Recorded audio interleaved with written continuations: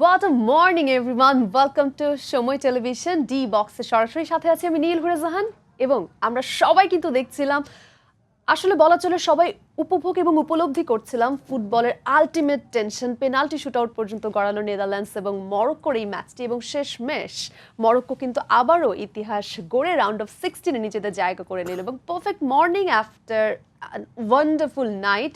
আমরা যদি round of 32 এর কথা বলি কানাডা ভার্সেস সাউথ আফ্রিকার ম্যাচ দিয়ে শুরু হয়েছিল যেখানে কানাডা 1-0 জিতে নিয়ে নিজেদের একটা রেকর্ড গড়ল, প্রথমবারের মতো রাউন্ড অফ 16 জায়গা করে নিল। এবং ব্রাজিল আর জাপানের কথা যদি বলি সেখানে নাটকীয়তা মোটামুটি সবারই জানা কী ধরনের ক্রেজিনেসের মধ্যে কেটেছে এই রাতটি। পরবর্তীতে জার্মানি অ্যান্ড প্যারাগুয়ে আনফর্চুনেটলি 4বারের এই বিশ্ব চ্যাম্পিয়নকে আবারও বিদায় জানাতে হলো ওয়ার্ল্ড কাপ স্টেজকে। 2014তে ওয়ার্ল্ড কাপ জেতার পর তাদের দুর্ভাগ্য যেন পিছুই ছাড়ছে না। প্রথমবারের মতো আফটার 2014 নকআউট স্টেজে এসেও প্যারাগুয়ের কাছে হেরে যেতে হলো। চলুন কথা বলি আমার অতিথির সঙ্গে। সাথে আছেন Biplab Bhattacharya, former captain and goalkeeper Bangladesh national football team. Good morning. Good morning too. আমি জানি যে সারা রাত জেগে ম্যাচ দেখেছেন, ঘুম ঘুম চোখে এসেছেন স্টুডিওতে, বাট যেই ম্যাচটা দেখলাম তারপর কি আর ঘুম টিকে আছে? How you feeling?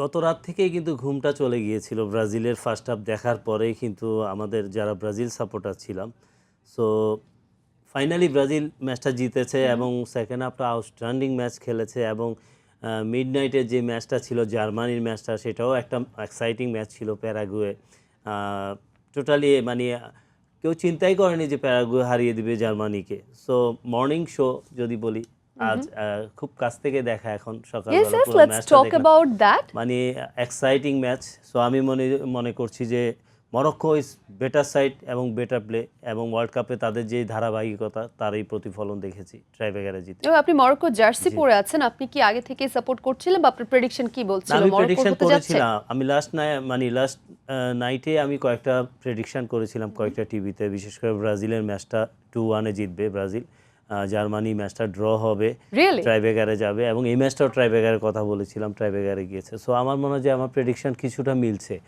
Due to last performance. যদি দেখি আমরা ফার্স্ট রাউন্ডের দলগুলোর ওই হিসেব করে, বিশেষ করে নেদারল্যান্ডস এবং মরক্কোর খেলা যদি বলি, যে দুটো দল কিন্তু খুবই কম্প্যাক্ট ফুটবল খেলে এবং অ্যাটাকিং যেই ফুটবল দুটোই, কিন্তু আমার কাছে মনে হয়েছে নেদারল্যান্ডসকে আজকে অনেকটা টায়ার্ড মনে হয়েছে, কিন্তু আমরা যদি ওভারঅল পুরো খেলাতেই দেখি মরক্কো কিন্তু 70% পজিশন নিয়ে খেলেছে, তবে নেদারল্যান্ডও কিন্তু দারুণভাবে আসলে তাদের যতটুকু পজিশন বা যতটুকু তাদের কাছে নেদারল্যান্ডস গোলটা ছাড়া আমার কাছে মনে হয় গোলটা করা ছাড়া সামারবিলে অসাধারণ একটা থ্রো রান করে গিয়ে যে ফাইনালি যে পাসটা দেয় গ্যাপকোকে, তো ওর পরে আর নেদারল্যান্ডকে খুঁজে পাওয়া যায়নি। টোটাল ম্যাচটাই খেলেছে মরক্কো আমার কাছে মনে হয়।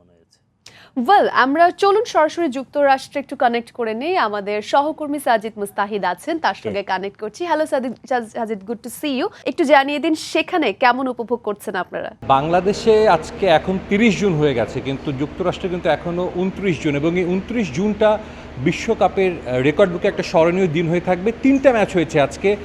প্রথম ম্যাচটি ছিল ব্রাজিল জাপান, এরপরে প্যারাগুয়ে জার্মানি, এবং লাস্ট ম্যাচটি মাত্র যেটা শেষ হয়েছে নেদারল্যান্ডস এবং মরক্কো। 3টে ম্যাচে কিন্তু চরম উপভোগ্য ম্যাচ ছিল এবং বলতেই হয়, হয়তো বা অনেকে দ্বিমত পোষণ করতে পারেন, তবে যতগুলো ম্যাচ দেখেছি এবারে বিশ্বকাপে, একটু আগে যে ম্যাচটা শেষ হয়েছে মরক্কো এবং নেদারল্যান্ডস, বেস্ট ম্যাচ আমরা বলতে পারি এই ওয়ার্ল্ড কাপের।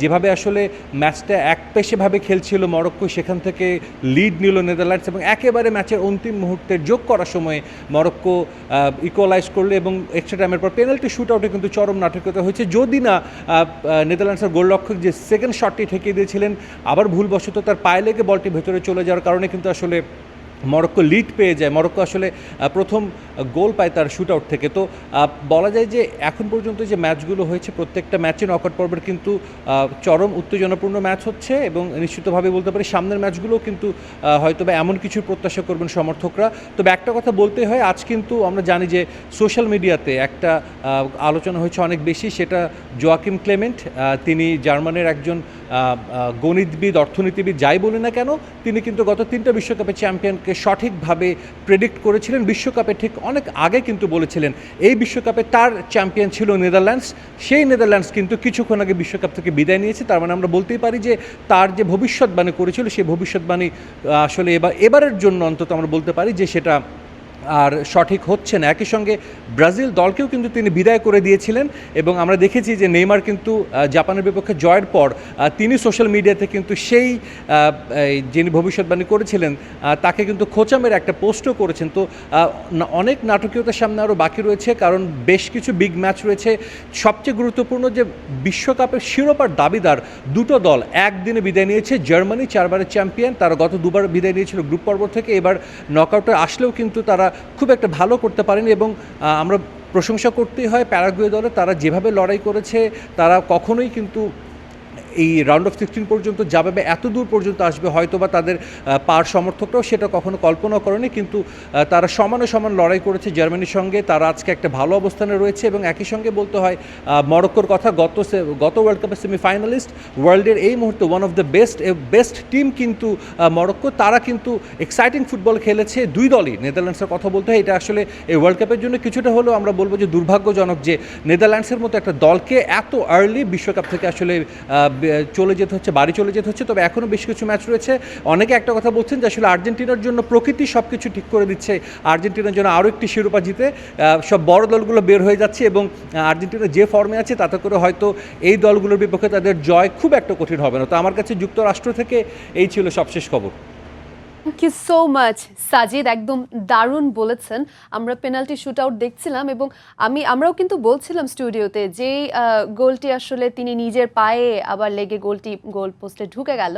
যদি হেরে যায় নিজেকে কি আসলে ক্ষমা করতে পারবে কি না, এটা আসলে আনফরচুনেট যদি বলি, এটা হতেই পারে। সো আমার মনে হয় যে তারপরও কিন্তু সুযোগ এসেছিল, ট্রাইবেগারা কিন্তু বাইরে মেরে সেই সুযোগ নষ্ট করেছে। সো আমার মনে হয় যে এই ম্যাচটা যদি বলি যে একদম বেটার টিম হিসাবে মরক্কো জিতেছে এবং ফেভার করেছে। আমার মনে হয় যে নিঃসন্দেহে মরক্কো কিন্তু 7বার ওয়ার্ল্ড কাপে খেলেছে, কিন্তু 1970 থেকে 1998-এ শেষবার দেখা গিয়েছিল। তারপর একটা দীর্ঘ বিরতির পর 2022 ওয়ার্ল্ড কাপে এতদিন পর ফিরে এসে প্রথমবারের মতো আরব দেশ হিসেবে সেমিফাইনাল খেলে সবাইকে তাক লাগিয়ে দিয়েছিল। তবে মরক্কো দেশটাতে ফুটবল প্রেম অন্যরকম। এবারও তারা টিকে আছে, রাউন্ড অফ 16-এ দেখা হবে আবার তাদের সাথে।